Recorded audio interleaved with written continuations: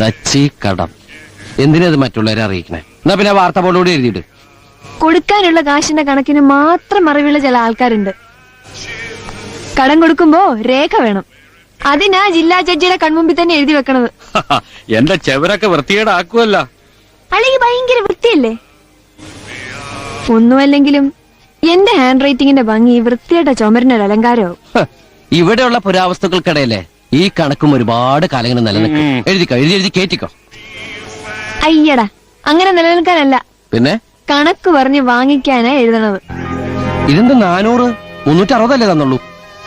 ഓഹോ, കാശ് ചോദിക്കുമ്പോ ഫോണിൽ കൂടി എന്തായിരുന്നു പഞ്ചാര. ലാലപ്പന്റെ 400 തയ്ച്ചു കൊടുത്താ. ഹോസ്പിറ്റലിൽ 360 കൊടുത്തത്, ബാക്കി അവനെ തന്നില്ലല്ലോ. ഇനിയിപ്പോ മാസ്കരേറ്റിന്റെ കയ്യിൽ എങ്ങനെ കൊടുത്തിട്ടുണ്ടാവോ? ദേ, അവരെടുത്ത് ഇവരെടുത്തെന്നൊക്കെ പറഞ്ഞ് ഒഴിപ്പിയാലുണ്ടല്ലോ. അല്ല,